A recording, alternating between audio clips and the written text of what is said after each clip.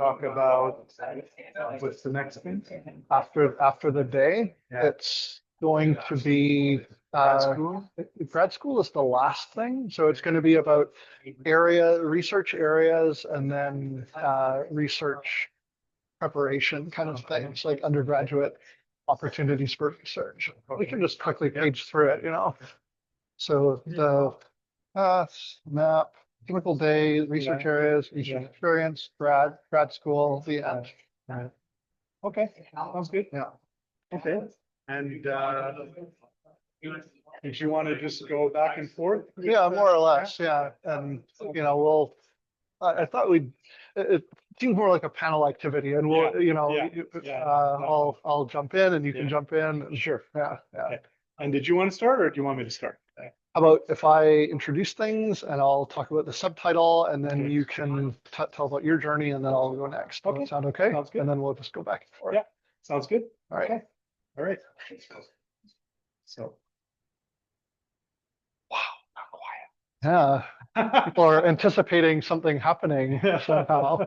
So the thing that's happening, I guess we're going to start.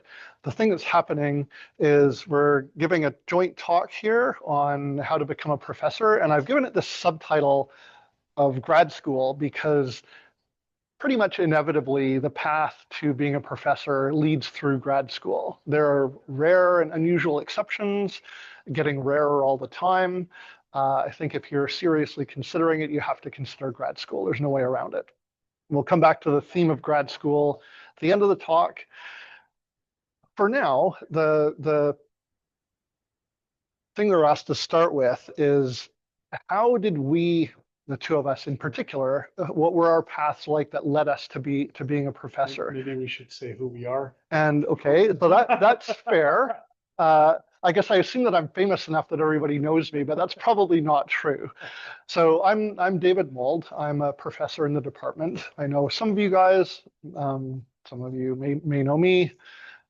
And I'm Prosenjit Bose. I'm also a professor in the School of Computer Science.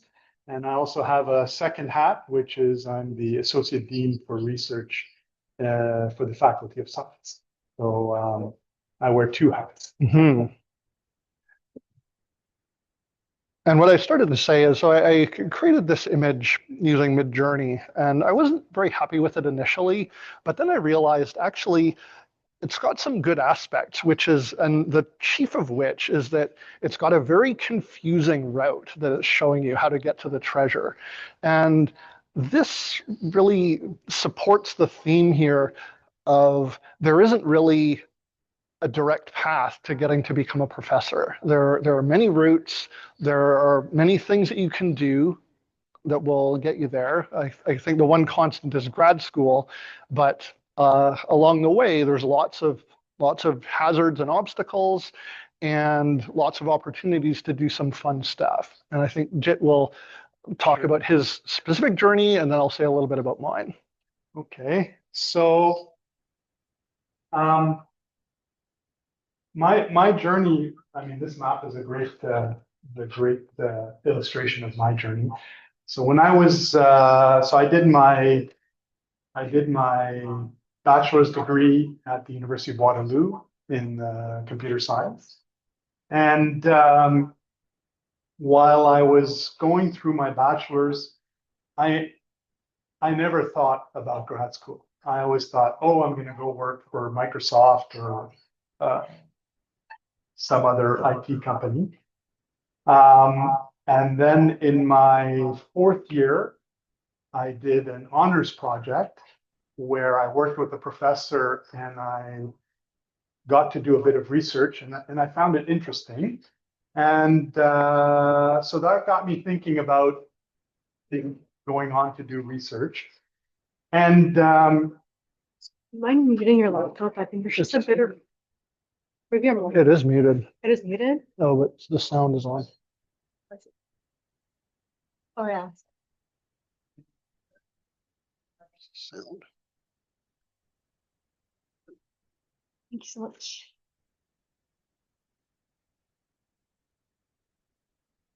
So I did an undergrad project with a professor during a summer, and that sort of gave me an idea of what research was like, and I found it pretty interesting, but I was still not sure.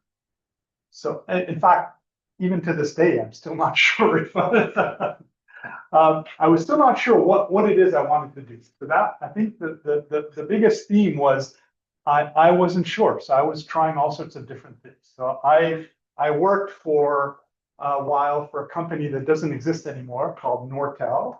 And then I went and I did a master's degree.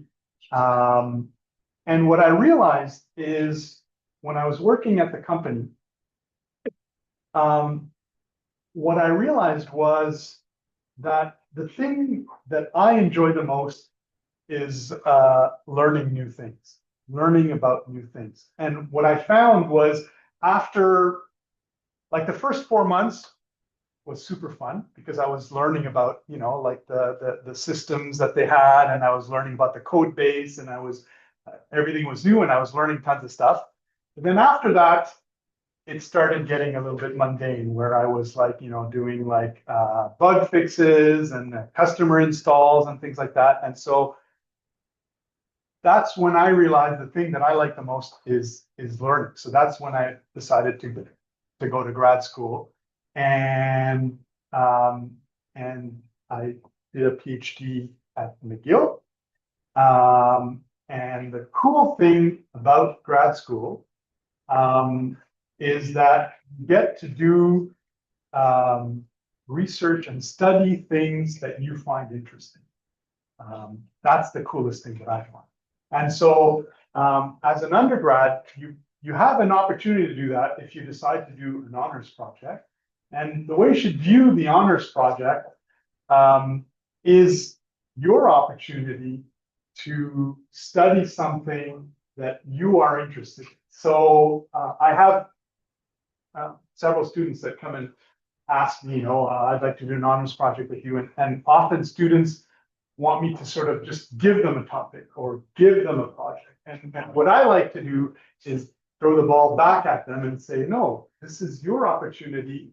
So think about what it is that you're passionate about and take this opportunity to study that more in depth and get to understand some area of computer science. I mean, you're all computer scientists, and so you're doing computer science because you enjoy computer science. So take this opportunity to learn about some aspect of computer science that you find interesting and you want to get to know more about.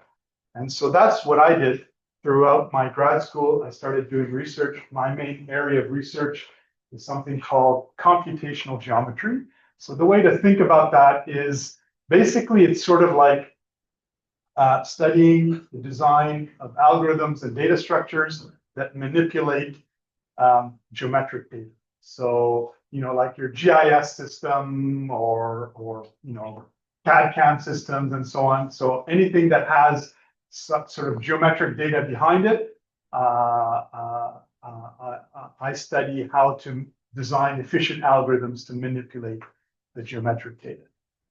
So after I finished my PhD, I did a postdoc at UBC, and then I started looking for a job as a professor. And back in the day, there weren't many positions open, and I was very lucky. My first language is actually French. I don't know if many of you knew this. J'ai appris comment parler en français parce que j'ai grandi à Trois-Rivières.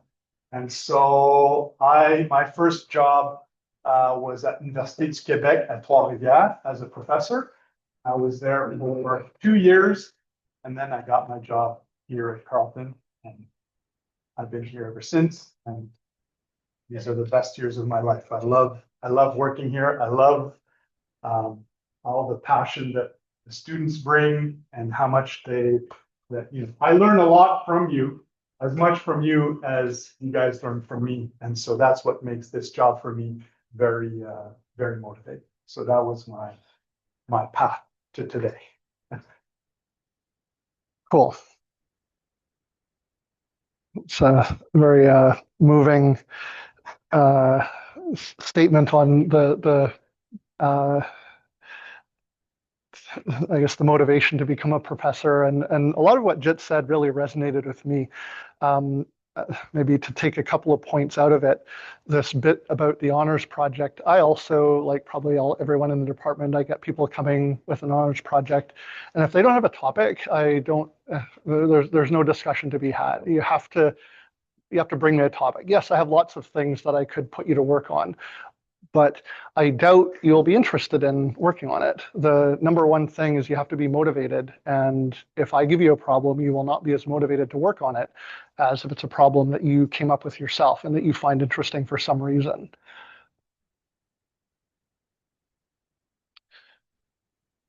I did my undergrad at UBC. I tell people I did a physics undergrad, which is basically right. It was a combined degree in computer science and physics. And it was basically a physics degree with all the electives pulled out and replaced with computer science courses, and then loaded on a few more because why not? I think at one time I was dumb enough to follow the schedule that they had, and I realized later that no one else was doing this. Everybody else took an extra year to finish this degree. One time I was taking 8 classes. It was absolute nonsense. One term? In one term. But I somehow got through. That was a horrible term. Barely slept. And I wasn't really sure what to do. And this is the other thing about what Jit said. Another thing. Like I didn't know what I was doing. I don't have academics in the family. I was everything was very new to me. And there's this thing, grad school. I had done one summer research internship, and I lived in residence. And the summers, the residences were closed, but there was one residence that was still open, which is the grad student residence. So I lived in there for a few months, and my roommates were grad students, and I was doing grad school. And they didn't seem to be doing very much. They slept late, and this seems like a good life, grad school. So when I was on the verge of graduating, then I applied to a few different grad schools, and I got admitted to Waterloo, but I thought stupidly, geez, but this is a math program. Why do I want to enroll in a math program? And this is just my ignorance, actually. Waterloo is a fantastic undergraduate program, and I kind of regret not going there. But but I went to University of Saskatchewan for my master's, which I was. Looking back, I think I was probably a caliber of applicant that they usually don't see, and they recruited me heavily and sent me a bunch of papers and documents, and I said, okay, fine, now I'll try it out. Also, they had a deadline to respond to their offer, which was before I heard back from any other places. So I was kind of tricked into going there, but it turned out okay. Down the road. Getting a little ahead of myself. Okay, so coming out of undergrad, this idea of grad school seemed like it could be fun, but I was pretty burnt out at the end of undergrad. And people had told me grad school is totally different than when you're an undergrad. You get to do your own thing, you get to work on things that you're interested in.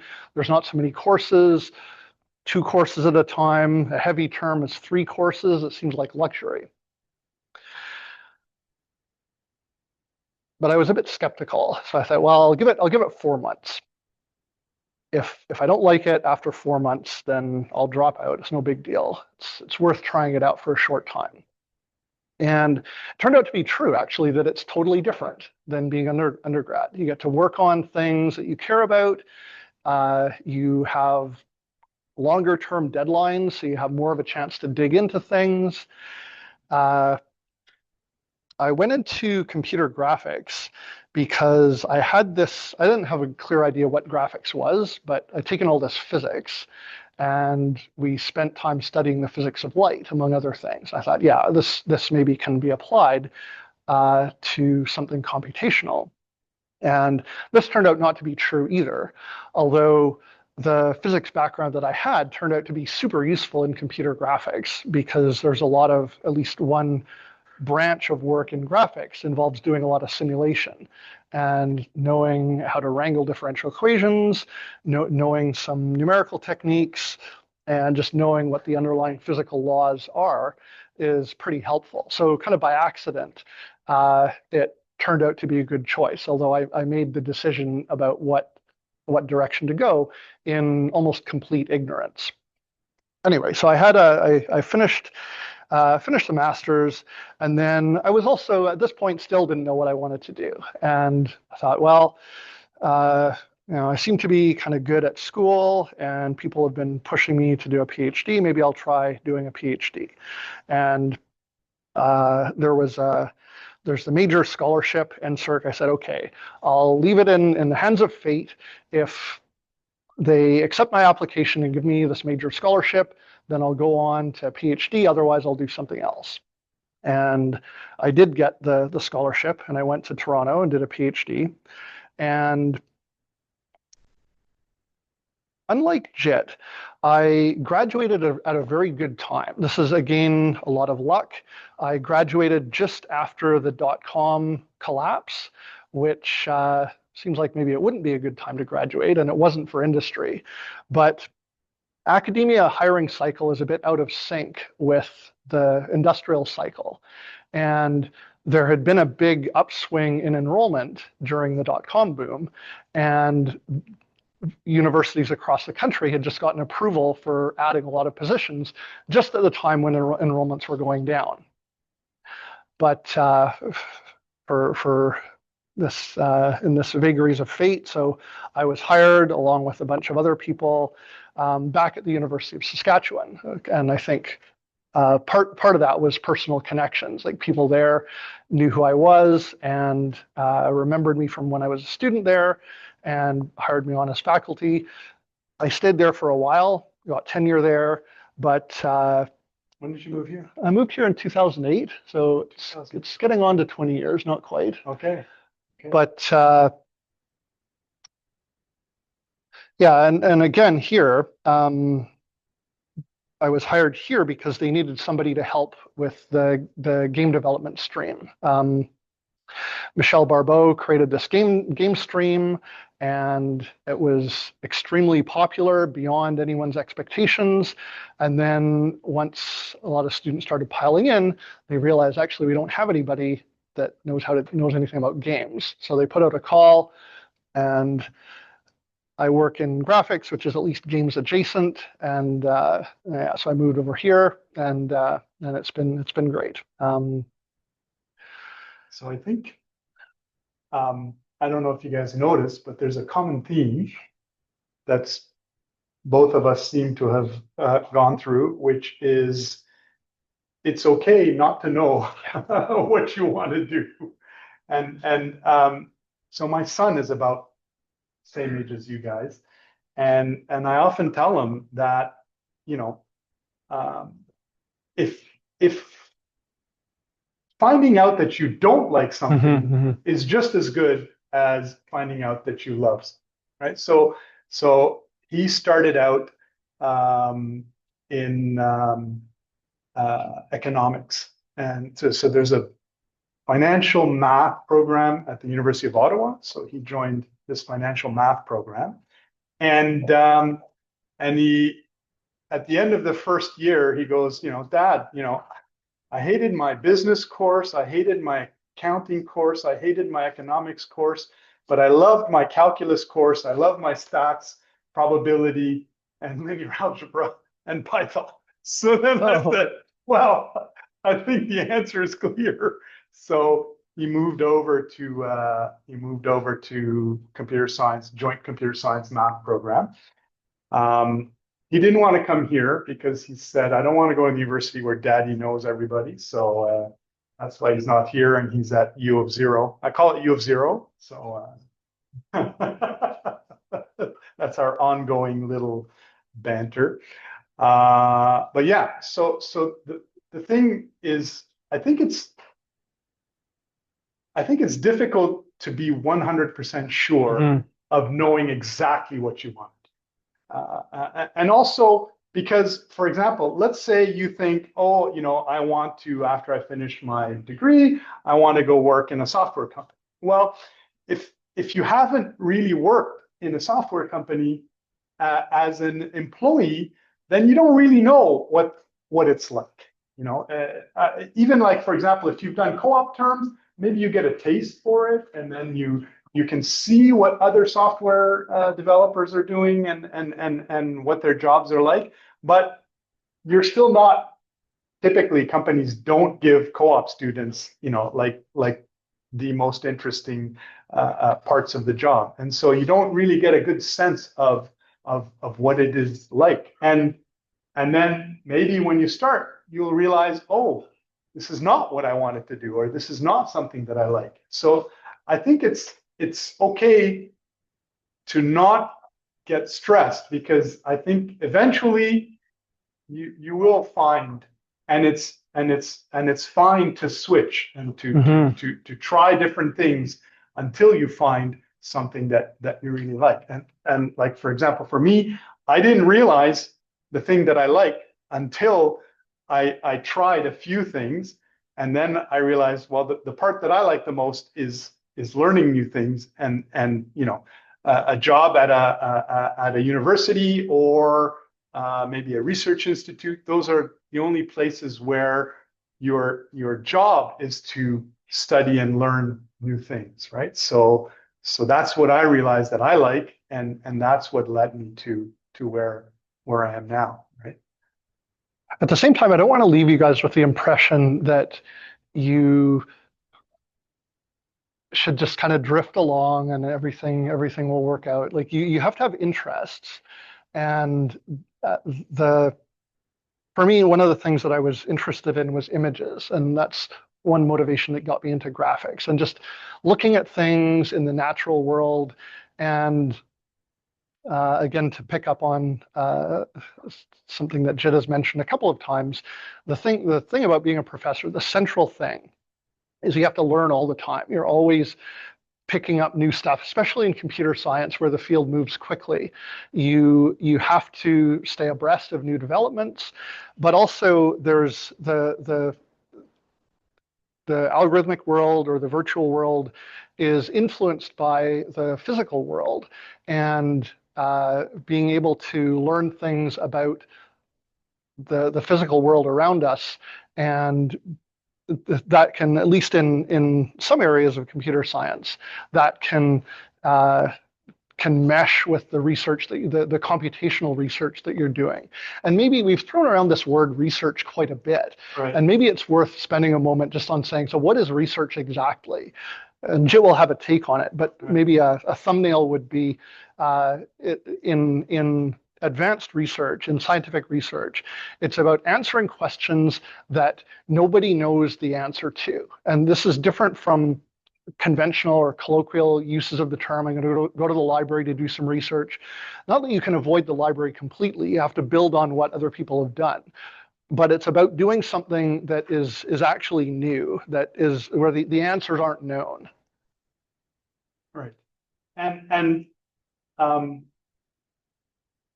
I mean, that's the exciting part of doing research, is you are tackling some problems that people don't know what the answer is. But that's also a little bit scary, in the sense that people don't know what the answer is, right? So, but one thing that I found is, research is tackling problems that, or trying to find solutions to questions that people haven't answered before. But it can also be, for example, improving on things that have been done before, right? So let's say somebody has a method for computing something, and then you find a faster way to do it. That's also research, right? So it's not just, you have to invent something new, or you have to try and solve something that no one has been able to solve before. You can also take things that exist and try and improve them and make them better, and so on. So I was going to say that's a special case of solving a problem, like doing something that people don't know how to do. But in fact, this is the majority of research. There are very few problems that we literally have no solution to. Usually you have something, but it doesn't work as well as you'd like, and you're setting out to improve it along some dimension, whether that's performance-based or something to do with the interface or the type of data that you can handle or what have you. And often it's like you'll find applications that you didn't expect. Mm-hmm. You know, so for example, I have a student who did a master's with me, and then she went to work at Google, and she took the advanced algorithms course and learned about multiplicative hashing, which is one of the fastest ways of doing hashing. Have you guys heard about hashing and hash tables and how they're used? Okay. And so when she went to work for Google, her first job was to work on Chrome. And she realized that in Chrome, they were not using the most efficient hashing hash table there. And so she used the multiplicative hashing that she learned in the advanced algorithms course, implemented it in Chrome, and then, you know, made it something like 20% faster or something like that. And so then you're like, wow, so I just made, you know, 50 billion people's lives 20% faster. So, you know, I have no idea how many people use Chrome. But, well, no, there's not 50 billion people in the world, 50 right? billion, But, you know, but okay. maybe 50 billion days worth of 50 people. billion days worth. Yeah, exactly. But yeah, so when you learn, you know, when you do research and you are improving things, the applications and consequences are can be, you know, really profound. And maybe to piggyback on that a little bit, part of being a good researcher is keeping an open mind and trying to spot these connections. And it's like it's very easy to have some juxtaposition of algorithms where people haven't actually thought about using them together in precisely the way that you're thinking about. Yeah. Just putting something known into a new context. Yeah. So I can give you an example, which is how serendipity plays a role. Mm-hmm. So my son plays or used to play volleyball for a team in Ottawa called the Mavericks. And so we were at one of his games, and then I was sitting in the bleachers watching the game, and then the person who sat next to me happened to be a vascular surgeon at the Ottawa Hospital. And we started chatting, you know, and he's like, "Oh, so what do you do?" And I was like, "Oh, I work in computer science. I do computational geometry." And so what do you do? "Oh, you know, I cut people open and put stents in." Mm-hmm. It's like, okay. And so he was explaining this to me, and he goes, "Hey, I have a research problem for you." It's like, "Okay, what's the research problem?" He goes, "When someone comes in and they had and so one of his jobs is if your vein has some weakness, then he goes in and he puts like a plastic tube in there to reinforce the wall of the vein. That's called a stent, right? So he puts these stents in people's bodies. And he was telling me, he's like, let's say somebody had an accident and I taken a quick image and I need to decide whether or not I need to surgically intervene or whether we can give the person some medication to try and help their issues. And so it turned out to be a geometry problem. So, and the problem is the following. So he said, so let's say you have a vein that's split, right? So, you know, the blood's coming here and it comes up to here and then it splits in these two different veins. Okay. So he was saying, what we do is we measure this angle here. And if this angle at the junction is really big, then when the blood comes in, it puts a lot of pressure on that point where it's coming in, right? Whereas if the angle is really small, then when the blood comes in and splits, it doesn't put so much pressure, right? And he said that they did a lot of clinical trials and they figured out that 60 degrees was the angle at which, if the angle was 60 degrees or more, he should go in and put a stent.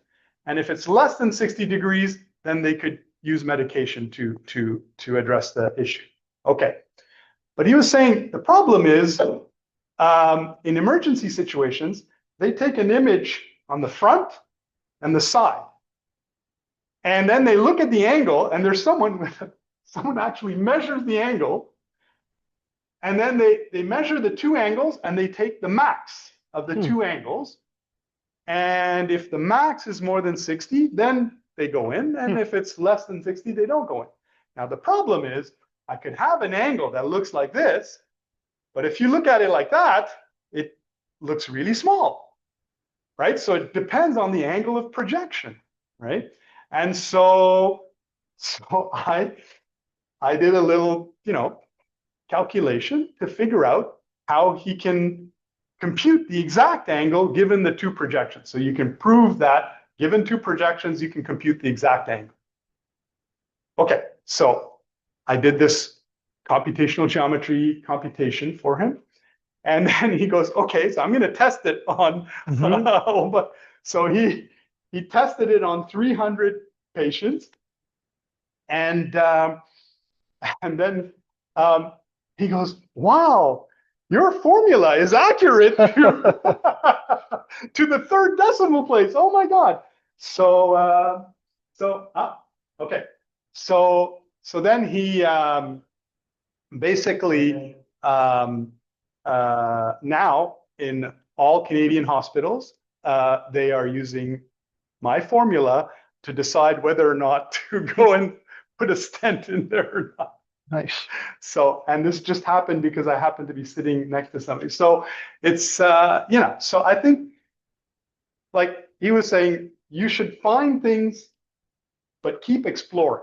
And it's okay if you're not sure, but the important thing is don't stop looking. All right. So I think part of our mandate here was also to talk about what a day in the life of a professor looks like. And I rejected this premise. I said there's no such thing as a typical day. But I thought what we would do instead is to talk a little bit about the kind of things that can happen, not necessarily all in one day, but that can happen over, let's say, a year's worth of a year on the job. And conventionally, the job gets divided into these three categories of teaching, research, and service. I didn't put teaching on the slide because I think you guys are quite familiar with what university teaching looks like from the other side. Research, we've spent some time talking about what research looks like. There's a lot of reading, there's writing code, writing papers, spending a lot of time talking with your collaborators and chewing over ideas and so on. The more hidden part of the job is the service part. And because Jit has this other hat, I thought maybe I'd let him say something about what service looks like from his point of view. By and large, it's hard to break down service into just one thing either. Like it's a myriad of tiny things that let the university work. I was on a committee for making judgments about whether students that had been required to withdraw ought to be allowed back into the program after some time. It's the kind of thing maybe doesn't cross your path, but it's something that has to happen. Somebody has to make decisions like that. Yeah. So essentially, it's designing your curriculum.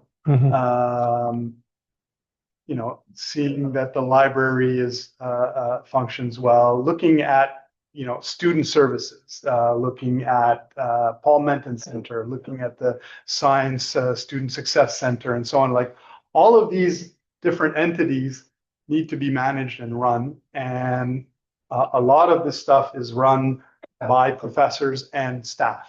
And so those are the types of things we do. So, for example, in my job as the Associate Dean Research, researchers apply for research grants in order to support their research. And so as Associate Dean Research, part of my job is to help them get research grants. And often there's many different kinds of grants. You can get grants which are, working jointly with a company. And so then I help the researchers find companies and put the grant in place, because the way companies work and the way research works is not always in tandem. And so you need to do a bit of negotiating and so on. So those are the types of things that we work on. And what's interesting is I think most people don't know that, 50% of my job is research.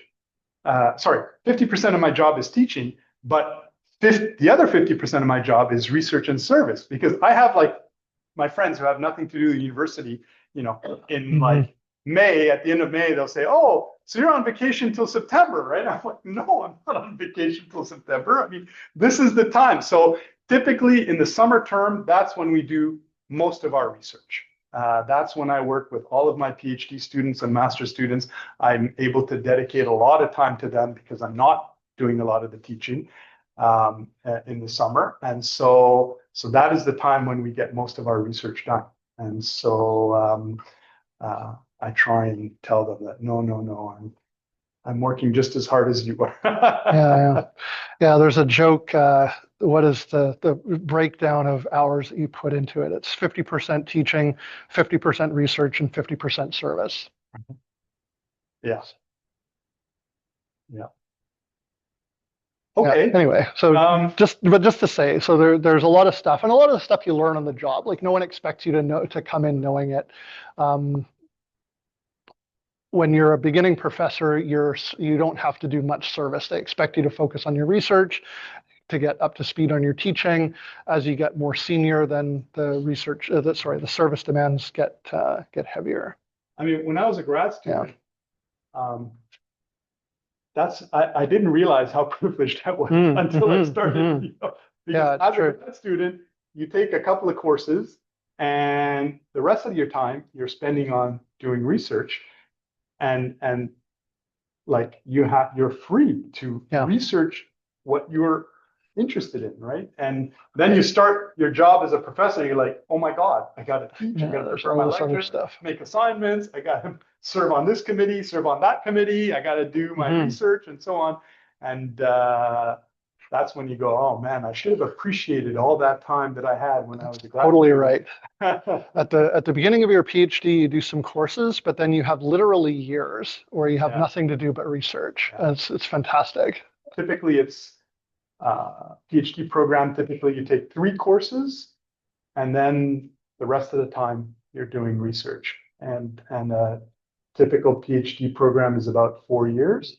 So you're doing like 3 years of solid research, which is a lot of fun. And it's the reason to get into this line of work, actually, is the flexibility to work on problems that interest you and to think deeply about them. And there's no time like the end of the PhD. Yeah, say something about this. You're up first. Yeah, so these are the research areas that, at least in the School of Computer Science, we have many research groups that work in most of these areas. So my group works in algorithms and theory of computing. We have an artificial intelligence group, computer graphics, I guess you head up that group. HCI, we have networks, systems and security, software engineering. So most of these, there are professors that work in this area. And the thing that I really like about our graduate program is that, in fact, it's a joint graduate program with the University of Ottawa. So not only can you work with any professor at Carleton, but you can also work with any professor in the computer science department at University of Ottawa. And you have access to all of our graduate courses and all of their graduate courses. So you get the best of both worlds. So I've supervised and co-supervised many students from the University of Ottawa, and vice versa. I've had colleagues at the University of Ottawa that I've jointly supervised students that are at Carleton. So from the student point of view, it really doesn't matter which one you go to. Typically, you'd want to study in the one where your main supervisor is, but honestly, it's your choice. And I find that amazing for our graduate students that they can go and study in either of the two universities. Gives you a lot of vast choice of graduate courses to choose from. This is a really small list. I looked at, when I was making up this slide, I looked at a few universities. University of Toronto has a list of research areas. They have like 37 areas listed, which it just depends how you slice it. But what I wanted to communicate by mentioning this is that this is not an exhaustive list, but also anything that you can think of, there's people working on that, working in that area. And there's gaps in this list. Security is not really on the list, maybe a little bit. Under network system security. I put in scientific computing as kind of a catch-all. There's all kinds of stuff on computational chemistry, computational biology, computational medicine, computational X, whatever X is, there's a computational version of it. Now we have people in physics that do like imaging. We have people in chemistry that study, protein folding and things like that. So there are a lot of sort of applications of computer science in different science domains, and that can be interesting too. And really, that's the beauty of computer science, is it's a platform where you can look at anything in the world. So if you are interested in getting into research in terms of doing a research project with a prof during the summer, there are several sort of places where you can apply. I guess DSR, none of you are first year, are you? Or are there some? First year. So you can apply to something called a DSRI, which is a Dean's Summer Research Internship. And that usually pays you a certain amount to work with the prof. NSERC USRA. NSERC is the main granting agency for research in Canada. It's called Natural Science and Engineering Research Council. They're the ones that give they give a lot of the research grants for all people in science and engineering. They also give grants to master's and PhD students in order to continue their studies. I think, for example, as a master's student, I think the scholarship is something like $25,000 a year, and for PhD it's like 40, and for postdocs it's like 70,000 or something like that. Something like that. It recently went up, so I don't know exactly what the new figures are. And the other thing you can apply for is something called iCurious, and so that is something that is internally Carleton scholarship that you can apply for to do research with the prof. I wanted to mention specifically, so the USRA and the DSRI happen during the summer, and the iCurious can happen during the regular term. That's one of the differences. But it's got a similar structure in the sense of you work with a professor on a specific topic, and you allocate some amount of hours, and it's paid. Yeah.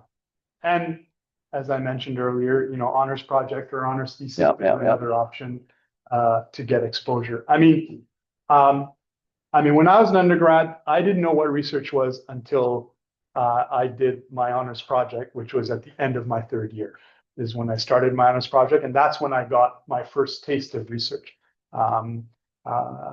These things didn't exist when I was a student. And so you guys are lucky you have the option to, if you are interested in learning about research, you have some opportunities to actually work with different professors. And one thing you'll notice is professors who are active in research are passionate about their research and they want to talk about. So if you do a little bit of homework and look at, say, I'm interested in this research area, and you go talk to the professor whose main research is that area, they'll be more than happy to talk to you about it. And most of them, I think, would be very happy to support you for any one of these things. At least I am. If you come and talk to me about algorithms and data structures, for sure, I'll be happy to support you in any one of these things. But I think, so I'll just move on to the next slide. I've got a line here middle bit. The key there is to be talking about the thing that the particular professor is interested in. I sometimes get students coming to me, or I'm looking at grad applications, and they say, "Oh, whatever you want me to do, I'll work on that." And I see this as a bit of a red flag, actually, that the student actually has no idea. Jit mentioned earlier, it's good to know what you're not interested in, and when I was starting out and was more naive, I would take students up on this. Oh, you're interested in everything. Great, here's a thing. And they're like, well, I'm interested in everything except that. Yeah. And then, okay, well, how about this other thing? Okay, now I know two things. Now I know two things I'm not interested in. No, so don't do that. You have to have some idea of your own. But it's really, really, I mean, this is your opportunity to figure out what you want to learn more about. Maybe you heard about different things like, AI or cybersecurity or whatever, and you want to learn more about that thing. This is the opportunity. This is, and like a master's degree is about a year and a half. And so that's a good opportunity to really delve into something that you are interested in learning about. And it's probably, if you do end up going to industry, it's probably going to be the last time you will have, a year and a half of nothing but working on research about something you're interested in. Because once you go work in industry, often the tasks that you're given are driven by the customers of the company, or they're driven by, they're driven by other forces besides your interest, right? So I think this is one of the last times you will have. So I think at least a master's. I mean, this is what my prof who supervised my master's told me. He says, it's 1 year or 1.5 years out of your life. You're young. It's not going to matter in the big picture of things if you do your master's and then realize, okay, well, research is not for me. Well, okay, you spent 1.5 years. You'll probably get paid for it. You won't get paid as much as if you go work for a company, but you're not going to be completely poor, because master's, the money you earn is tax-free. So in that sense, it's almost like double what you're getting if you work in a company. And so I think the honors project and maybe a master's degree are sort of like two sort of litmus tests that you may want to use if you want to explore what research is, and you want to get to know more about research. Are we out of time? Is it? Yeah. Okay. All right. So. All right. Well, so there's stuff about grad applications here, but get some more specific advice if you're thinking of applying to grad school. Go and talk to somebody. You should have an area in mind. Go and talk to the professor in that area. I think there's not much more. So we can, if you guys have questions, and if we have time, then we can respond to questions from the group. Yeah. Is the algorithm you discovered for the computational wave projection, is it named after you? No, it's not named after. No. It's but it's if you look for I think it's like aortic something or other. I forget what the title of the paper was. So it's the surgeon that basically he took my formula and he wrote the paper. So I'm a co-author on there because I gave him the formula, but he did most of the medical stuff for that paper. Yeah. If you plan on pursuing a career in industry, when would like a master's or PhD be worth? I think a master's for sure. Master's is generally worth it. PhD pays off only in specific cases, and it prepares you for research. PhD is really a research degree. Yeah. And if you know out of the gate you're going into industry, I would not actually advise doing a PhD. Master's, sure. So master's, I think, gives you a taste for it. Because as an undergrad, unless you did an honors project where it was specifically research driven, you don't really have an idea of what research is or what it's like to do research. And so a master's degree gives you like that 1 year. And often, like if you work, in the government or something, you'll actually get like a pay bump because you have a master's degree. Yeah, and I was going to say, so in my area, students sometimes go on to work uh, in special effects or to work for Pixar, and they're not really jobs that are open to people without advanced degrees, or maybe really, really super people coming out of undergrad, but it opens some doors that otherwise wouldn't be opportunities you could take advantage of. I have a graduate student who just won an Oscar a couple of years ago because he went to work for Pixar. And Well, Disney. I don't think he ever worked for Pixar. Disney. Yeah. Is it Disney? I Yeah. thought he worked for Pixar. No, Disney. I think maybe at the time Disney had just bought Pixar, but Okay. he was at the Disney Research in Switzerland. Derek Bradley. Derek Bradley. You know Derek? Yeah, I know. Okay. Yeah. Let's take like a 5 to 10 minute break here. You guys can keep answering questions, but people can grab some pizza while Matthew sets up as well, and then we'll move on to the industry portion of the thing. Okay. All right. Yeah.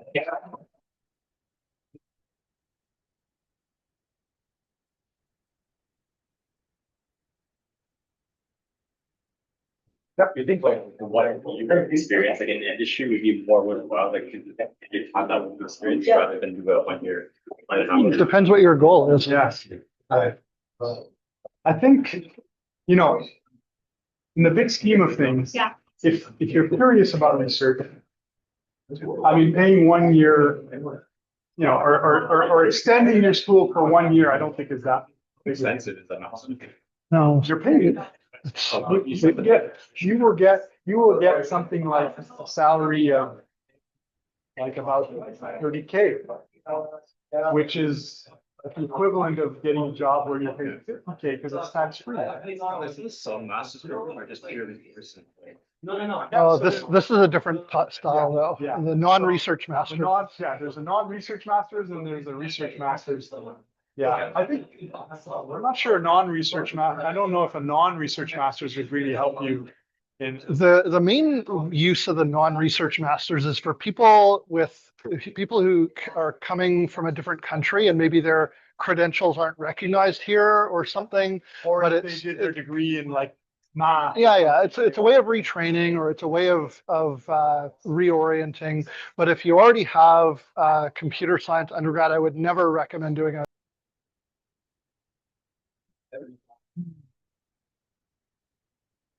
All right, well, everybody good to start? Everybody got pizza in their stomachs, all those fancy things? Good, thumbs up, thumbs up. All right, cool, thank you. All right, just as a show of hands, I know we did a little one earlier, but how many people here actually are in first year? Just to do a check, just so I can tailor the messaging. Okay, there's actually a lot. I didn't realize there were that many. Okay, very cool. Well, welcome. Thanks for coming. Bye-bye. Yeah, Yeah, if you guys have more questions, feel free to drop by my office. awesome, thank you. All right, well, yeah, so welcome to my presentation. It is called Careers in Computer Science. What is software engineering? A bit about me, I'm kind of an anomaly. I started Carleton here at 2018. I'm still an undergrad student. More on that later. My background is in software engineering. I've now worked as a software engineer for about 7 years, and I've kind of done a little bit of everything. I've worked at the government. I've worked at like 4-person startups in a room. I've done some freelance, and I've worked at like some big tech companies and kind of everything kind of in between.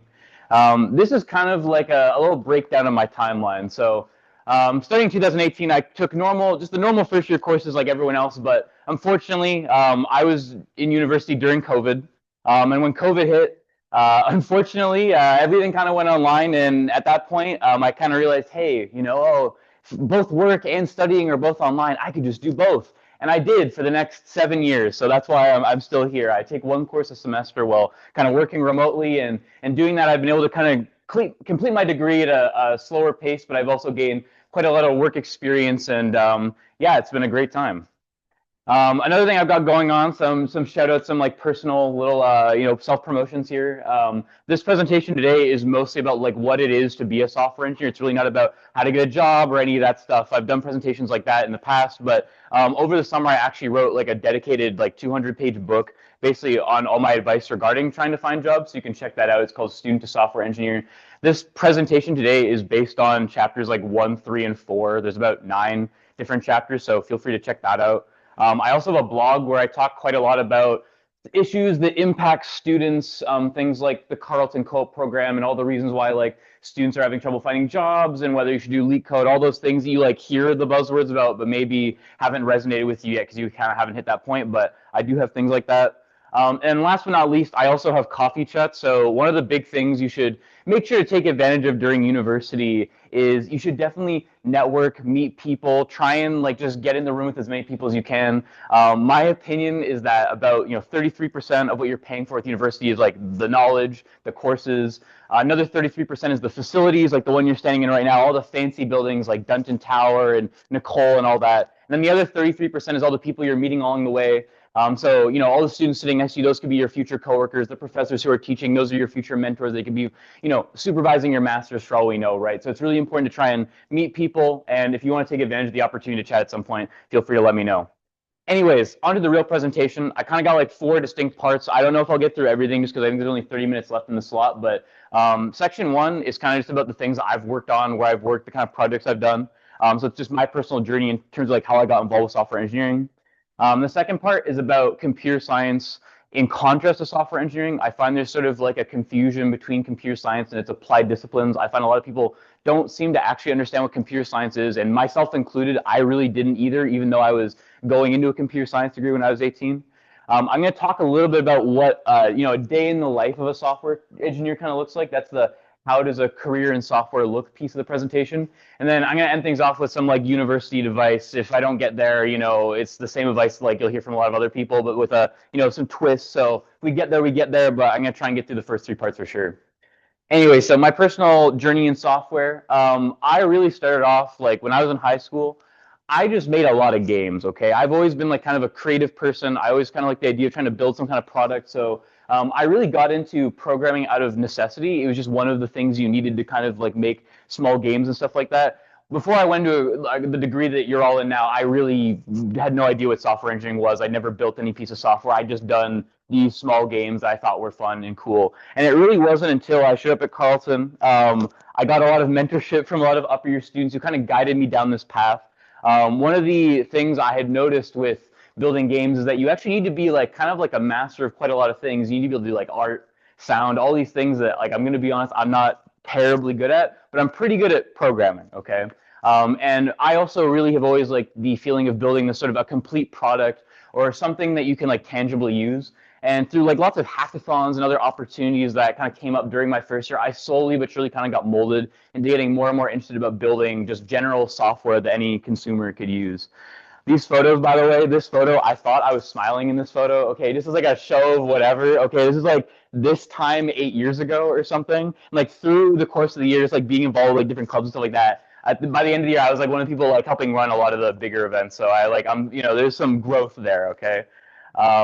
That summer, I managed to land an internship with the Bank of Canada. I was working on something pretty small, I'll be honest. It was just a very simple web application that let you basically check yourself in at the door. So whenever you go into the Bank of Canada, there's security guards who kind of stand there. They literally just verify, are you on the list or not? And it was my software that they would click the little checkbox in to make sure that you were in there on time, Very sort of like, not like a ton of stuff, but it was like a good first start. And while I was also doing that, during my first year on Saturdays, like I kind of did these both at the same time. I started working at a small like 4-person freelance agency, building small like websites and software for companies just like in Ottawa. That was a really interesting contrast because this was like super scrappy. Like there's one time we like had a client meeting in like some restaurant in downtown Ottawa. We had to like run across the city try and get our demo not broken before the people walked into the restaurant type thing. It was very interesting in contrast to the very big enterprise bank organization I worked at the same time. That kind of makes sense. But this is a really great opportunity just because I got to learn how to build a lot of things from scratch and really see like what it takes to kind of like build an original thing from beginning to end, actually maintain it, wear all the hats that are kind of needed, and get the experience that would eventually kind of help me land some future internships. Going into COVID, so this is kind of where COVID started. My first like sort of on the normal Carleton job cycle internship was with a company called Kinaxis. Kinaxis does something called supply chain management, which I'm sure none of you know what that means, but what it basically means is, let's say I want to build this car. Kinaxis has software that figures out the cheapest way to build that car right now, if that kind of makes sense. The prices of parts are changing everywhere in the world, and there's different, prices for different parts in different areas. And it just basically figures out the cheapest way to build that car, if that kind of makes sense. The part that I worked on specifically was on the layer that allowed you to access the data between the view and the, these like more like actually statistically performant services. But that was like the first real like internship I'd kind of completed. Some other things I've worked on, maybe some of you are like sports fans. I worked at a company called The Score. The Score maintains a sports statistics app. So you literally just open up the app and you can see like how well your team's doing and all that kind of stuff. Fun fact, there are literally people who sit there and like watch all of the sports games and like manually put in all of the data to make these things work. The Score does not do it themselves. They pay someone a ton of money to do that for them, but it's an interesting fact. My team worked on the data ingestion engine, so we took all the data out of those other services that people were manually entering in and basically got it all aggregated and put up in a fancy way for the app. That kind of makes sense. Some other things I worked on, I worked at RBC for a bit. When I worked at RBC, I worked on this application. Hey, Jack, can you give me my charger? I'm sort of run low on battery, I think, but... Oh, okay, all right, bet. Okay, so at RBC, I worked on a piece of software that basically let really rich people manage their estates. So let's say you have like a couple islands and like a couple mansions and a couple houses. You could see like all your fancy assets all on one little dashboard or something. Some unique sort of characteristics of this one, I'd say, are that, whenever you're working with money, that's like serious stuff. You don't want to mess that up because like if you mess up something with money, someone could be losing millions of dollars and stuff like that in the background. So that's kind of important. After that, I worked at Shopify for 2 years. Shopify is an e-commerce platform. I specifically worked on a product called Shopify Flow. What Shopify Flow lets you do is build these trigger action workflows. So a good example would be like, when an order occurs, send them an email. Oh, when they've ordered this many products, send them a discount code or something like that. And this was actually a really interesting project for me because internally we model this whole tool as a programming language. You can kind of think of each block as like a function where there's inputs and outputs, and you really start to see like how that begins to bring more computer science-esque principles into like normal software engineering. And seeing this project, I worked on like a bunch of interesting stuff like like weird compiler optimization, language design, et cetera, to kind of make this work. But that was definitely one of the projects that really helped me grow as a developer personally, just from like a design perspective. After that, I worked for a company called Jobber.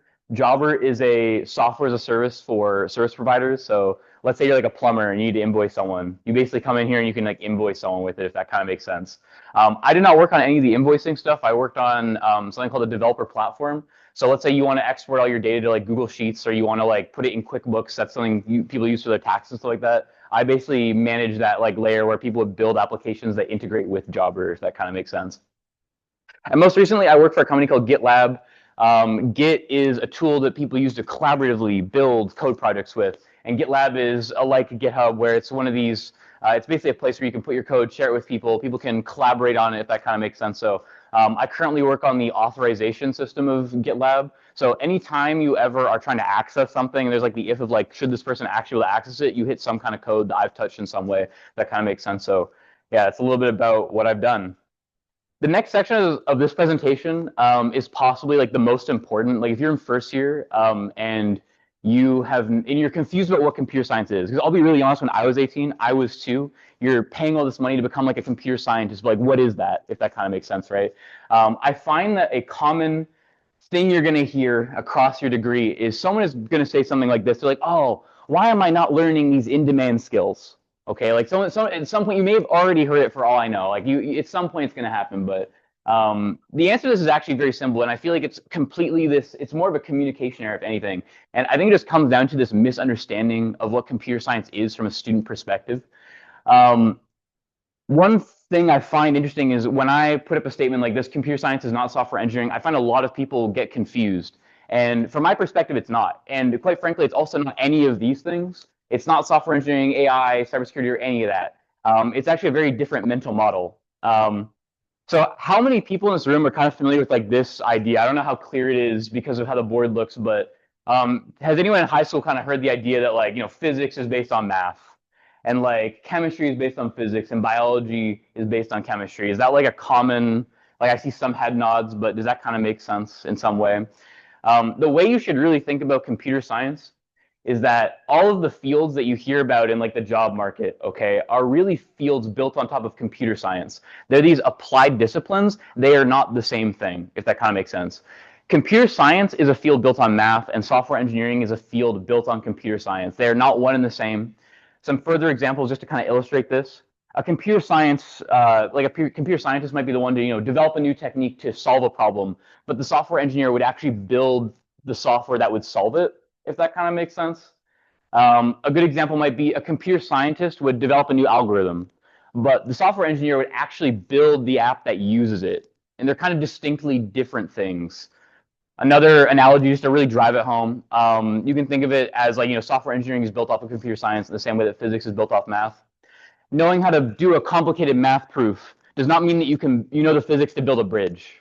Okay, right? Like you wouldn't want some random mathematician trying to build a bridge, not taking into account like the wind and the crazy earthquake stuff and all that, whatever. And the same can be said for a computer scientist and a software engineer where like maybe you can write the sorting algorithm, but that doesn't mean that you can necessarily build the app. They're different skill sets. And I find that if you want to be a software engineer, what you need to do is learn the parts that make up software. You could kind of think of a computer scientist as like a mechanic who's never learned the parts that make up a car.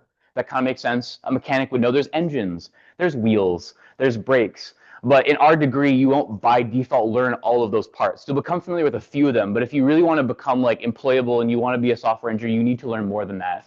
Another analogy I got in here is you could be like a chef who doesn't know what ingredients exist or how to kind of like put them together, if that means anything. So when people talk about the gap between like, oh, I feel like I'm not learning the right thing, you have to understand that you've effectively signed up to be computer scientists. And if you want to excel in those other domains, you need to learn the skills that pertain to those other domains. It doesn't mean that there's anything wrong with what you're doing. The foundation of doing computer science is extremely important and timeless. But if you want to actually excel in those applied domains, you need to learn the skills that are specific to them. Anyways, the next part of my presentation is called How Does a Career in Software Look? So what does a software engineer actually do? The first thing we do is we write maintainable code. Emphasis on the maintainable. One of the things that's very different between the actual job and what you're doing in school is in school, when you do an assignment, when you're done, you throw it away. You do not think about it again. You might look back at your code from 4 years ago and like, oh, ick, that's disgusting. Like, why did I write it this way? What is that? I, on my job, have seen commits that are from like 2008. I'm working with code that's like, maybe, almost as old as some of you in this room. You know what I mean? Like, it happens. And when you're working as a software engineer, you have to think about the trade-off of like, the decision I'm making, will this hold up in like 10 years? Is someone going to touch this again? How is this going to work for the next person? Whereas with your assignment, when you're done, you just kind of throw it away. And it's a very different experience. It requires like a different level of forethought and consideration. That's kind of why it's a bit of a different skill set. Another thing not a lot of people understand is that software requires like maintenance and monitoring. Most people are familiar with the idea of like, oh, I got to fix bugs. Oh, I've got to update dependencies, but they're not familiar with specifically like this aspect of it, which is monitoring. This is a picture, again, it's blued out, so I'm sorry that's not super clear, but this is the actual Grafana dashboard of the authorization platform in GitLab. Every single company that has some operational software that you're touching has some kind of system that says, if we have too many errors, we have to ping all the engineers to go fix it. We don't want to lose millions of dollars. And someone's got to set this up. Someone's got to set up the system that says, when there's too much latency, we got to notify someone. Why is the app so slow? Oh, the checkout is super slow. We're losing millions of customers who are not buying products online. This is a problem, if that kind of makes sense. So monitoring the software and, even getting like pinged on weekends, that's like, there's the idea of an on-call rotation. That's something that at some point you might have to participate in if you're kind of involved with this. But yeah. Another aspect is software engineering is really kind of like a team sport. the next slide here is going to tell you all different like kind of positions you might work with, but generally speaking, you will never work alone as a software engineer. I have worked on teams of maybe at the least 3 engineers on a team, and then at most like maybe 10. And then the mix of the people on the team will depend on like the domain and space you're working in. So if you work at like a big bank or something, you might have more business analyst type people on your team. If you work on a product that customers are like using, like there's UI that they're actually looking at, you might have like a product designer on your team to like really help like guide the creation of the UI and stuff like that. Some of the people you're going to work with, these are some titles. If you are not interested in software engineering, but you're like, hey, what are some careers in tech? Here's some titles that you're going to see at some point in your life. A product manager basically just manages your project. They are the one who actually prioritizes like, oh, should you solve this bug or should we do this new feature? That kind of makes sense. They often also work with clients. So they might do like client interviews. They like really try to understand the business and like make sure that all your ducks are in a row when you're trying to get things done. Product designers are focused on like UI usually. So not every app that you're gonna, or not everything you're gonna work on is gonna have UI that you interact with, but in cases where you're like working on it or something that a customer is actually clicking, you probably need some kind of product designer to take into account like good UX, UI principles and stuff like that. A business analyst is a title you probably won't see that much, but I've found in like a lot of the more enterprisey circumstances I've worked in, you'll see that. A business analyst is exactly what it means. They just analyze business requirements. So like a good example, this is like, let's say you work at like a bank.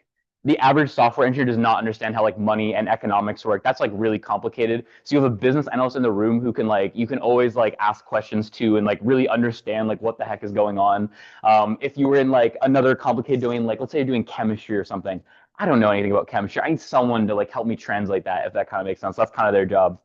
Quality assurance is usually like is becoming less common because they're kind of like really fusing that in with normal software engineering. But you see the title quality assurance, it usually just means someone who's dedicated to testing and making sure that the current software is kind of up to par with what we're expecting.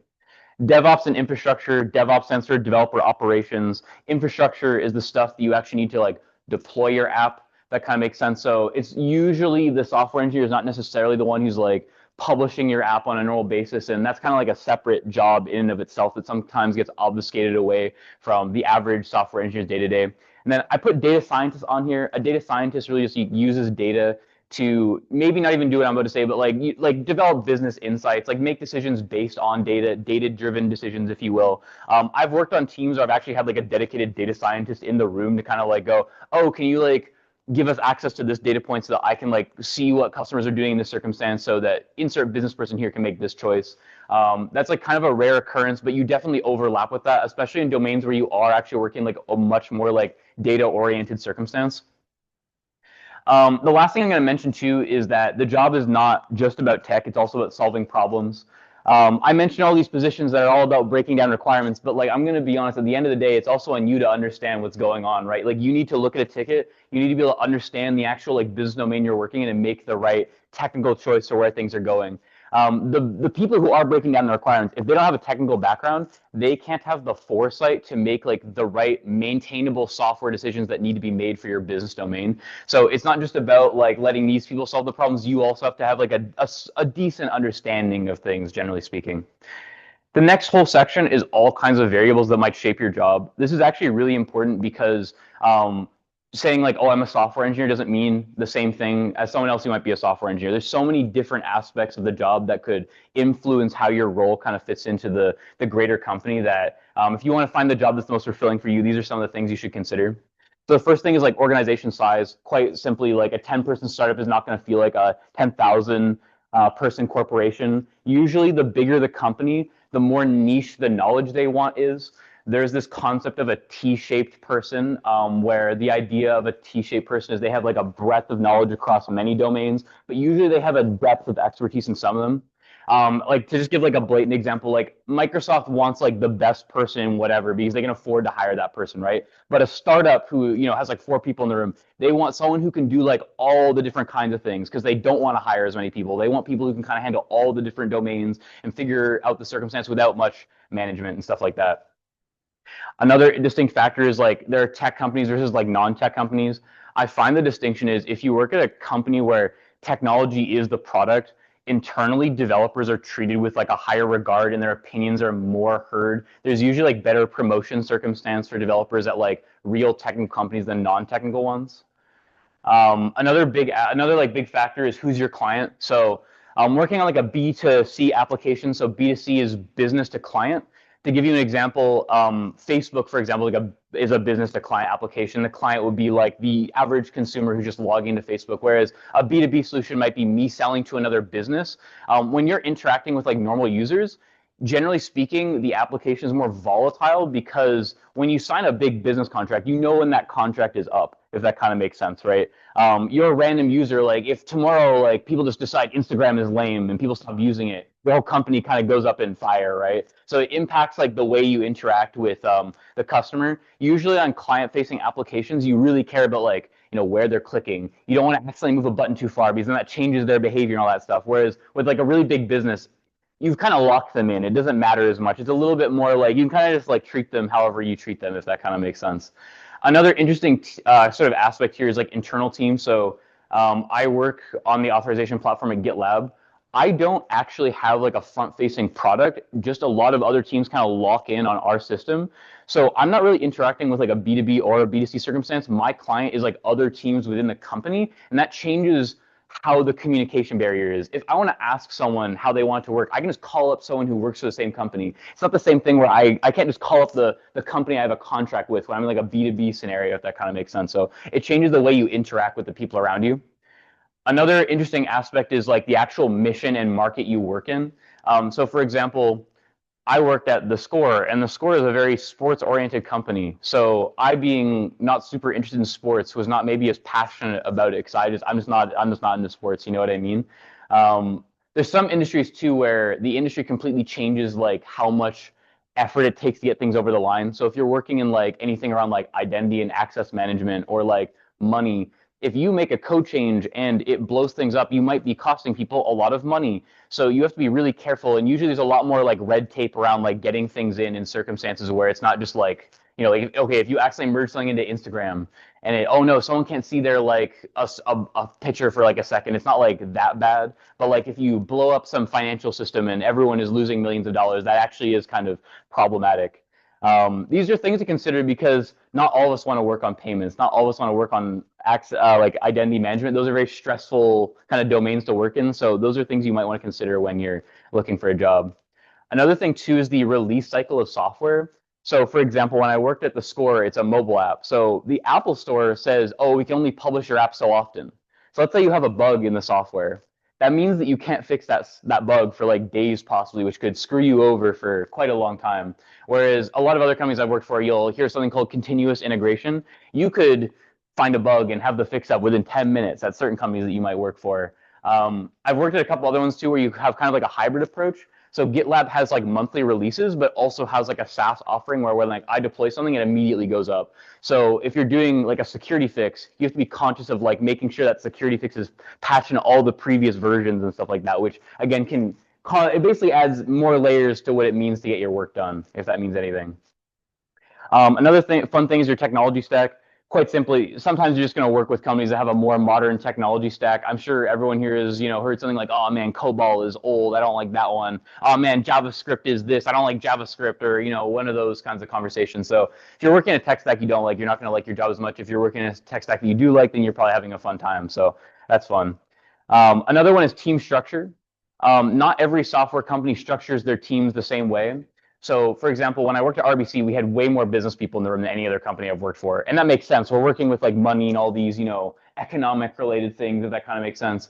At Shopify, I think my entire team except one, we had one product manager for like 3 teams or something like that. So they weren't even in the meeting for most of the meetings. It was very like engineer driven, which again, if you're an engineer, you actually probably get some like leeway in things you might not otherwise get. But there's teams that'll structure their team where it's like, oh, everyone on the team is back end, or another team could be like a little bit of back end, a little bit of front end. And, depending on how a team is structured, it'll impact the kind of work that you get to work on or like the diversity of work you'll get. So those are all things you should consider as well.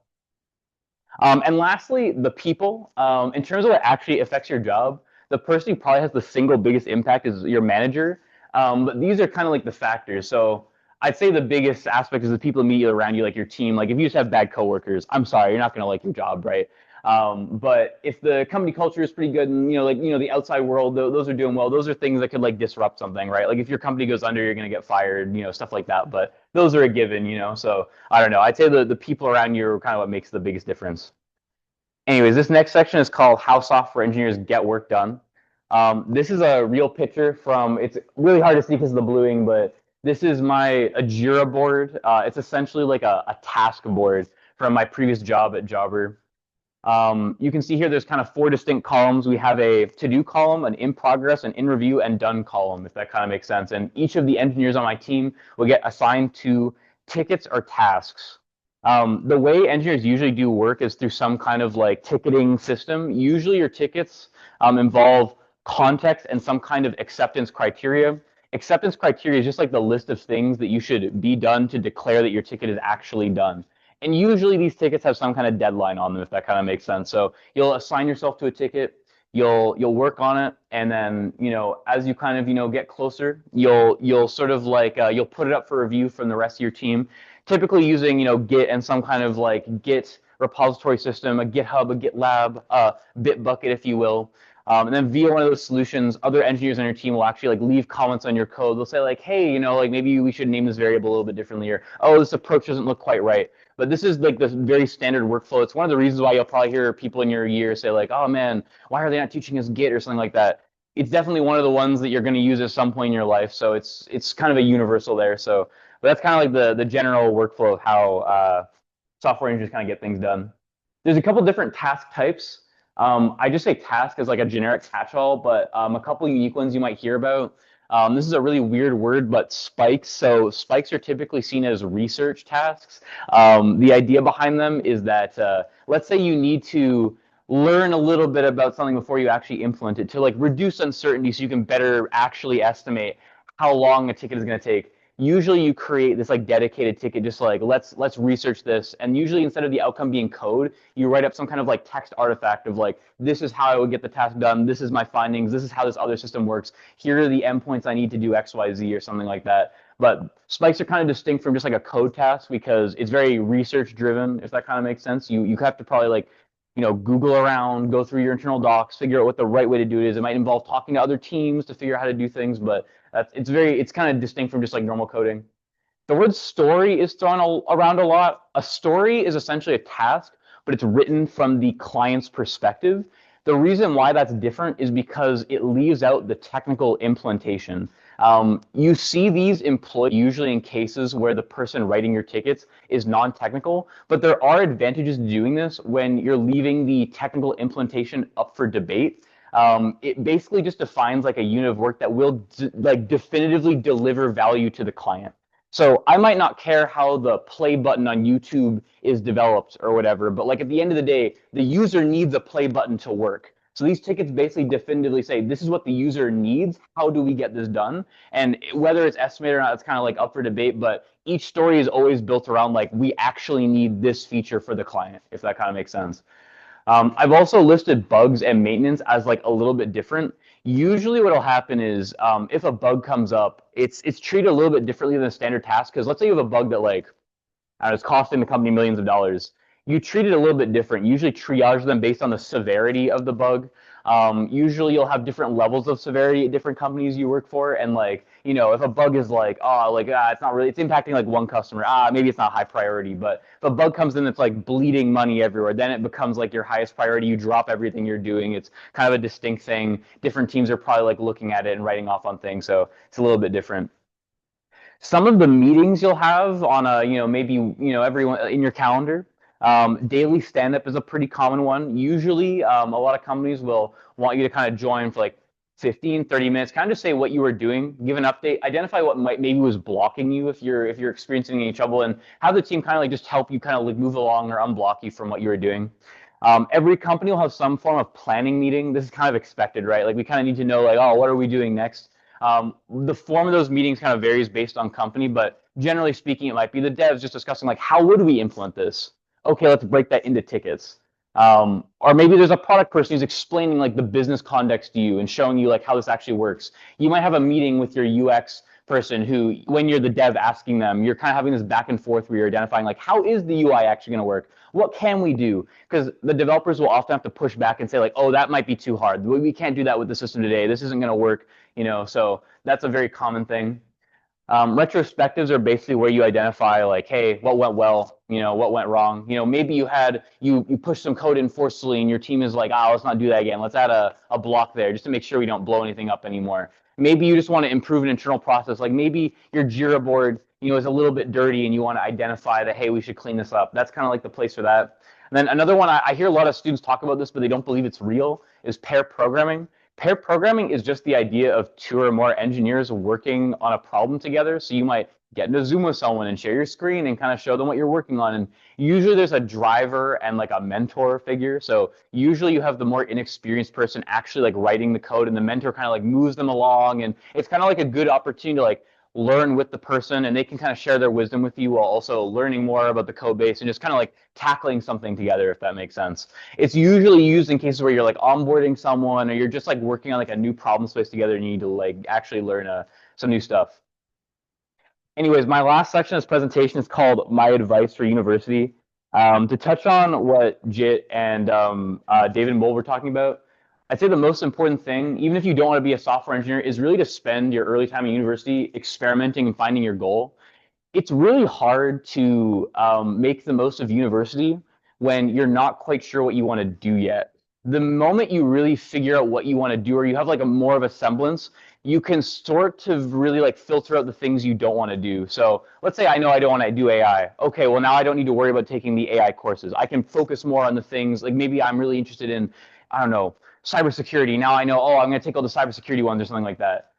This is really your time to figure out what you enjoy. It's really hard to figure out what you enjoy when, you know, you kind of have to like be proactive about it, but you've got years to figure it out. But just joining clubs, trying to build things on your own time that are in different domains, not building the same thing twice, like really trying to experiment with things you haven't done before, will slowly inch you closer to finding the thing that you actually enjoy doing within computer science. Another thing I find is really common with students who are just coming out of high school is people are really, really focused on grades. To be fair, up until this point, most of your motivation has been grades. You needed good grades to get into university.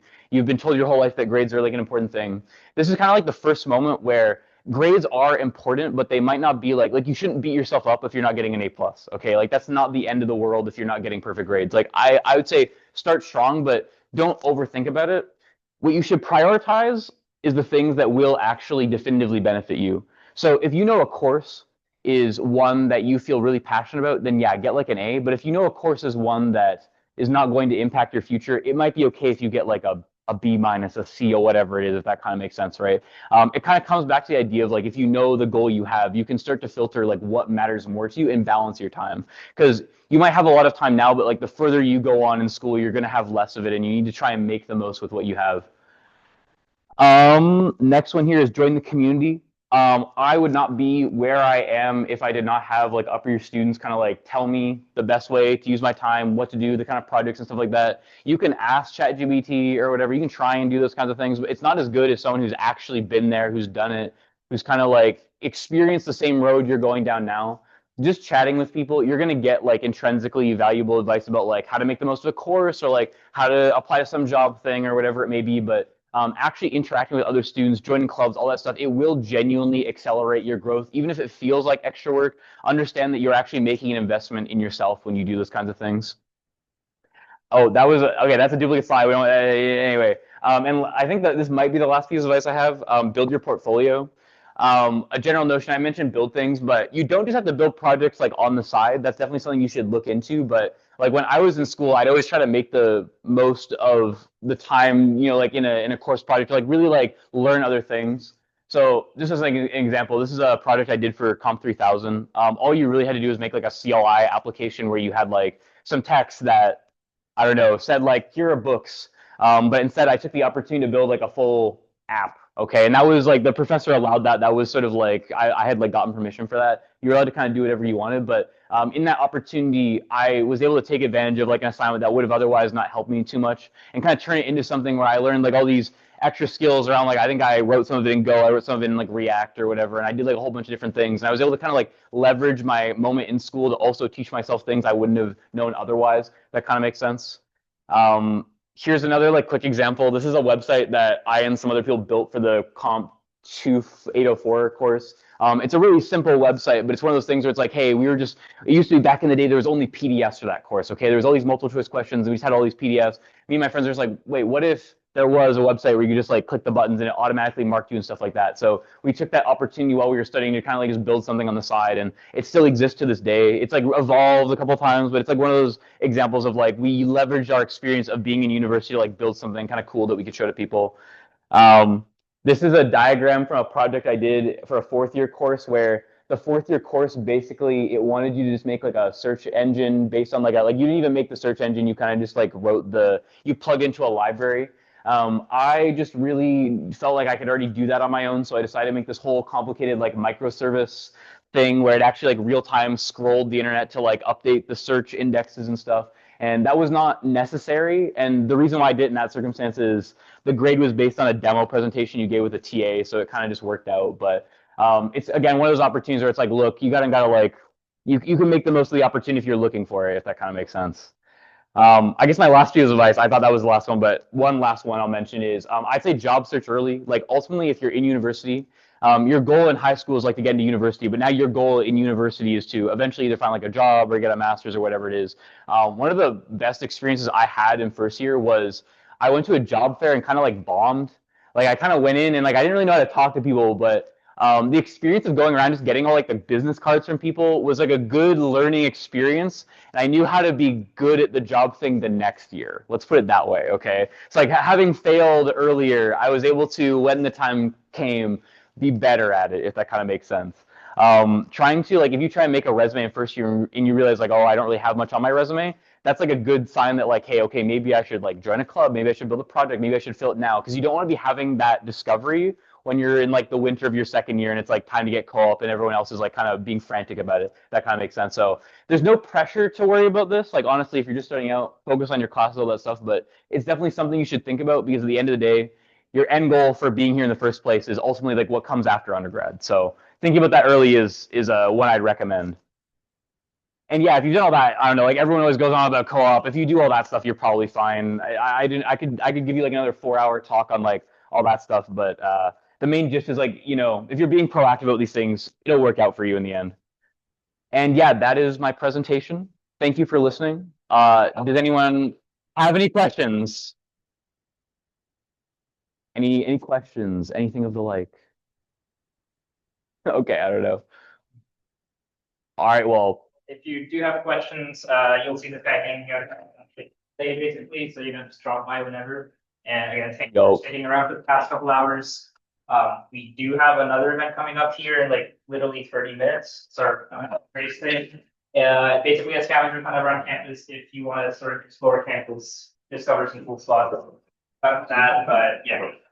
I hope you enjoyed this one. oh, See you at some more events.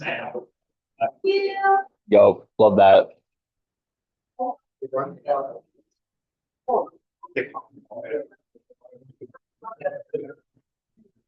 Howdy. Oh, where are you right now? Like 8.